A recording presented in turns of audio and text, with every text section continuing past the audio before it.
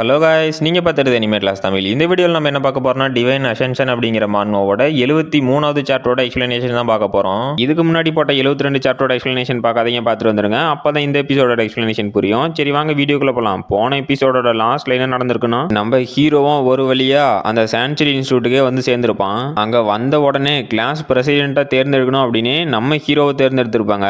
அப்புறம் கடைசியாக நம்ம ஹீரோவும் லோலாவும் ரூம்மேட் ஆகிட்டு ஹீரோவும் சரி ஓகே என்கிட்ட இருக்க ரிசோர்சஸ் எல்லாம் நான் செல் பண்றதுக்கு சீக்கிரமா அந்த எக்ஸ்சேஞ்ச் ஸ்டோருக்கு போகணும் அப்படின்னு இருப்பான். இதோட போன எபிசோட் முடிஞ்சிருக்கும். சரி வாங்க இந்த எபிசோட்ல என்ன நடக்குதுன்னு பார்க்கலாம். இந்த எபிசோடோட ஸ்டார்டிங்லயே நம்ம ஹீரோவும் அந்த எக்ஸ்சேஞ்ச் சென்டருக்கு போறான். அப்ப அங்க இருக்க ஸ்டூடெண்ட்ஸும் நம்ம ஹீரோவை ஒரு மாதிரி பார்த்துக்கிட்டே யாரா இவன் அன்யூனிஃபார்ம்ல வந்திருக்கான், இவனுக்கு இந்த ஸ்கூலோட யூனிஃபார்ம் வாங்குறதுக்கே காசு இல்லையாட்டுங்குது, இவன் இங்க என்னத்தரா கொண்டு வந்து விற்க போறான் அப்படின்னு பேசுறானுங்க.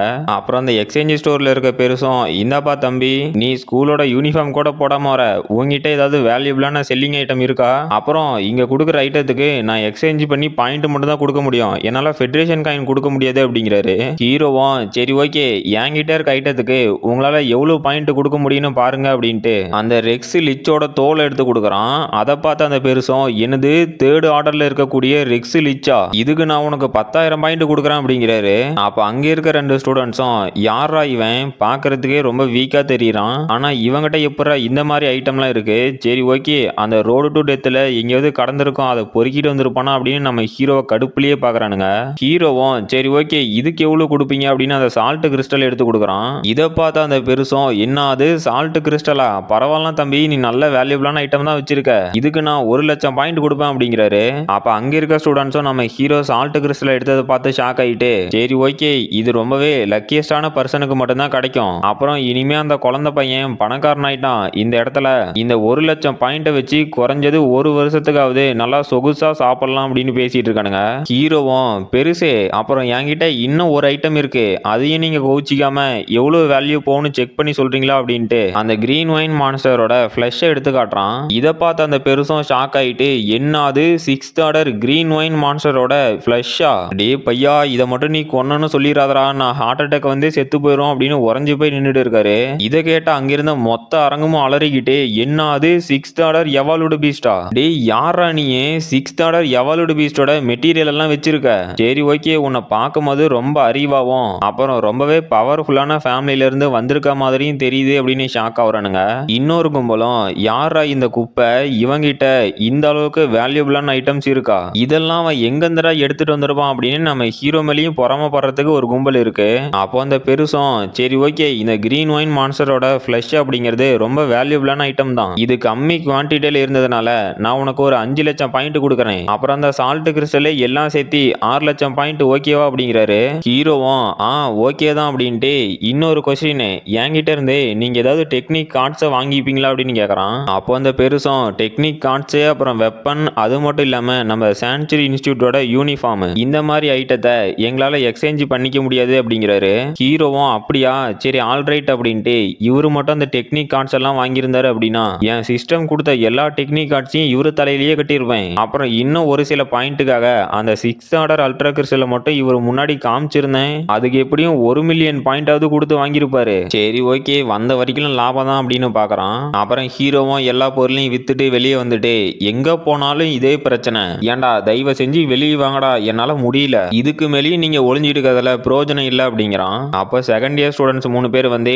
டே தம்பி உங்ககிட்ட கொஞ்சம் பேசணுமே, அந்த எக்ஸ்சேஞ்ச் ஸ்டோர்ல இருந்து எவ்வளவு பாயிண்ட் எக்ஸ்சேஞ்ச் பண்ணன, இந்த அண்ணனுக்கு அர்ஜென்ட்டா ஒரு 10,000 பாயிண்ட் கடனா தேவைப்படுது, அதை கொடுத்து ஹெல்ப் பண்ணன அப்படின்னா ரொம்பவே நல்லா இருக்குமே அப்படிங்கிறான். ஹீரோவும், யாரா நீங்க முட்டா பசங்க, உங்களை பார்த்த ஒரே செகண்ட்ல நான் உங்களுக்கு 10,000 பாயிண்ட் தூக்கி கொடுக்கணுமான்னு கேட்கறான். அந்த செகண்ட் இயர் ஸ்டூடெண்ட்டும், டே தம்பி நம்மளோட ஸ்டூடெண்ட் கார்டை வச்சு நம்ம கிட்ட இருக்க பாயிண்ட்டை எக்ஸ்சேஞ்ச் பண்ணிக்கலாம், அப்புறம் நாங்க எல்லாருமே இந்த ஸ்கூல்ல தான் இருக்க போறோம், உன்னோட காசை தூக்கிட்டு எங்கேயும் ஓடி போயிட மாட்டான், நம்பி கொடுடா அப்படிங்கிறான். ஹீரோவும், அட அப்படியா இந்த ஸ்டூடெண்ட் கார்டை வச்சே நம்மளால பாயிண்ட் எக்ஸ்சேஞ்ச் பண்ணிக்க முடியுமா, இது ரொம்ப நல்ல விஷயமா இருக்கு அப்படின்ட்டு, இப்போ நான் என்ன யோசிக்கிறேன்னா உங்ககிட்ட இருக்க பாயிண்ட் மொத்தத்தையும் நான் சுரண்டி எடுத்துக்க போறேன் அப்படிங்கிறான். அப்ப அந்த செகண்ட் இயர் ஸ்டூடெண்ட்டும், டே நீ ஃபர்ஸ்ட் இயர்ல இருந்துகிட்டு உன்னால என்ன தோக்கடிக்க முடியும்னு நினைச்சியா, இதெல்லாம் உன் கனவுல கூட நடக்காது அப்படிங்கிறான். ஹீரோவும், அட என்னப்பா ஒரு அண்ணனா வந்து என்கிட்ட 10,000 பாயிண்ட் நீ உரிமையா கேட்கும் போது நான் உன்னோட தம்பியா ஒரு ஃபேவர் கேட்க கூடாதா அப்படிங்கிறான். அவனும் கடுப்பாயிட்டு, இதோட உன் கதை முடிஞ்சிரா அப்படின்னு நம்ம ஹீரோ அட்டாக் பண்ண வரான். அப்ப நம்ம ஹீரோவும், பாடி ரெப்ளிகேஷன் டெக்னிக் ட்ரேஸ்லெஸ் ஷேடோ அப்படின்னு அவனோட அட்டாக்ல இருந்து தப்பிச்சு அங்கிருந்த மீதி பேத்த போய் அட்டாக் பண்றான். இதை பார்த்து அந்த செகண்ட் இயர் ஸ்டூடெண்ட்டும் என்னது பாடி ரெப்ளிகேஷன் டெக்னிக் அப்படின்னு ஷாக் ஆகுறான். அப்ப ஹீரோவும் என்னடா பொடி பயலே என்ன மாதிரி நியூபி வந்து உன்னை மிரட்டுறத நினைச்சு ஒரே எம்பாரசிங்கா இருக்கா அப்படின்னு அவனோட கான்சென்ட்ரேட்டிவ் கிக் டெக்னிக்கை வச்சு அடிச்சு துவைச்சது மட்டும் இல்லாம டைகர் ஃபிஸ்ட் டெக்னிக்கவும் வச்சு அட்டாக் பண்றான். அந்த செகண்ட் இயர் ஸ்டூடெண்ட்டும் டே இதோட உன் கதை முடிஞ்சு அப்படின்னு அனகோண்டா ஃபிஸ்ட் அப்படின்னு நம்ம ஹீரோ அட்டாக் பண்ண வரான். ஹீரோவும் சே நான் இதை உங்ககிட்ட இருந்து எதிர்பார்க்கலையே அப்படின்னு ஷாக் ஆயிட்டு அவங்கிட்ட வாங்கின அட்டாக்னால ரொம்ப தூரம் பின்னாடி போயிட்டான். அப்ப அந்த ஸ்டூடெண்ட்டும் என்னடா தம்பி இவ்வளவு நேரம் நான் பொறுமையா பேசிட்டு இருந்ததுனால ஓவரா பண்ணிட்டு இருந்தேன், இப்ப நானும் சூடாயிட்டேன், இனிமே என்னோட சூடு குறையிற வரைக்கும் உன்னை போட்டு பொழந்து கட்டிட்டு உங்ககிட்ட இருந்து ஒரு 10,000 பாயிண்ட் மட்டும் வாங்கிக்கிறேன் அப்படிங்கிறான். ஹீரோவும் சே இந்த சான்ச்சுரி இன்ஸ்டியூட்ல மட்டும் கேம்பஸுக்குள்ள ஒரு ஸ்டூடெண்ட்டை கொல்லக்கூடாது அப்படிங்கிற ரூல்ஸ் இல்லை அப்படின்னா இவன் கதையை எப்போ முடிச்சிருப்பேன், சரி போயிட்டு போகுது இந்தாடா இதை வாங்கிக்கோடா அப்படின்னு அவனோட ஸ்பிரிண்டிங் ஃபிஷ் டெக்னிக்கை வச்சு அட்டாக் பண்ண போறான். அந்த ஸ்டூடெண்ட்டும் சேர்றா தம்பி உன்னோட கையை உடைச்சி ஒரு பாடம் கற்றுக் கொடுக்க போறேன் அப்படின்னு அவனோட அனகோண்டா ஃபிஸ்ட்டை வச்சு நம்ம ஹீரோ அட்டாக் பண்ண வரான். அப்ப அவனுங்க ரெண்டு பேரும் பண்ணன அட்டாக்ல ஒரு பவர்ஃபுல்லான வேவ் கிரியேட் ஆயிட்டு நம்ம ஹீரோ விட்ட பஞ்சில் அந்த செகண்ட் இயர் ஸ்டூடெண்டோட கையே உடஞ்சி போச்சு. அவனும் இது எப்படா நடந்துச்சு அப்படின்னு ஷாக் ஆயிட்டு டேய் இவனை சும்மா விடாதீங்கடா அப்படின்னு வழியில கதறான். அவன் கூட இருக்கவனுங்களும் டே கண்டிப்பா உன்னோட கை தான் உடஞ்சிருக்கும், நம்ம சீக்கிரமா ஹாஸ்பிட்டலுக்கு போலாம் அப்படின்னு கூப்பிடுறானுங்க.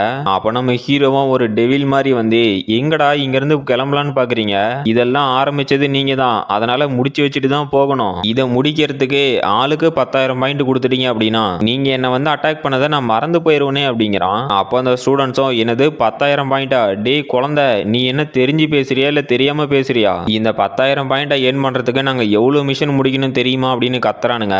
ஹீரோவும் என்னங்கடா வாய்ஸ் இன்க்ரீஸ் ஆகுது, இப்ப மட்டும் அந்த 10,000 பாயிண்ட் கொடுக்கல அப்படின்னா நீங்க 3 பேரும் ஹாஸ்பிட்டல்ல கையும் காலும் உடஞ்சி வழியில கதறணும், அது பரவாயில்லையா அப்படின்னு நம்ம ஹீரோவும் மிரட்டுறான். அப்போ அந்த சீனியர் ஸ்டூடெண்ட்ஸ் 3 பேரும் நம்ம ஹீரோ மிரட்டினதை பார்த்து பயந்துகிட்டே டே டே அப்படி எதுவும் பண்ணிடாத, நாங்க உனக்கு அந்த 10,000 பாயிண்ட கொடுத்துட்றோம் அப்படின்னு கதறானுங்க.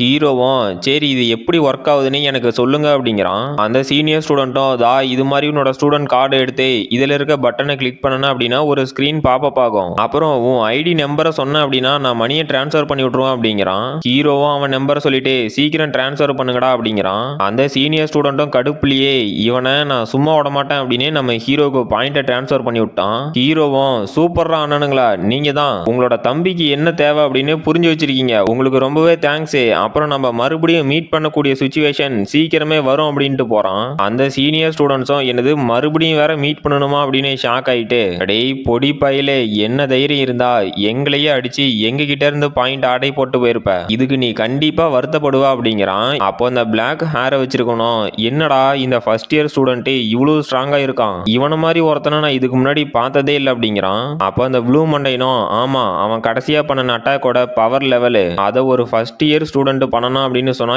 எவனுமே நம்ப மாட்டானுங்க அப்படிங்கிறான். அப்புறம் அவனுங்களோட ஹெட்டும் டே இவனோட கையை உடைக்கிறவனுக்கு நான் எக்ஸ்ட்ரா 5,000 பாயிண்ட் கொடுக்குறேன் அப்படிங்கிறான். அவனுங்க 2 பேரும் ஆமா இவன் காலையும் சேர்த்து உடைக்கணும், நாங்களும் அதுக்கு பாயிண்ட் கொடுக்குறோம், ஆனா யாரா இவன் கை காலை உடைப்பாங்க அப்படின்னு பாக்குறானுங்க. அப்புறம் கைஸ் இன்னைக்கு நைட்டு 8 மணிக்குள்ள அடுத்த சாப்டரையும் நான் அப்லோட் பண்ணிடுவோம், அதையும் செக் பண்ணி பாத்துருங்க. அப்புறம் இதோட இந்த எபிசோட் முடிஞ்சு போச்சு. இந்த வீடியோ பிடிச்சிருந்துச்சு மறக்காம லைக் பண்ணுங்க, ஷேர் பண்ணுங்க, சப்ஸ்கிரைப் பண்ணுங்க. நாம அடுத்த வீடியோல பார்க்கலாம்.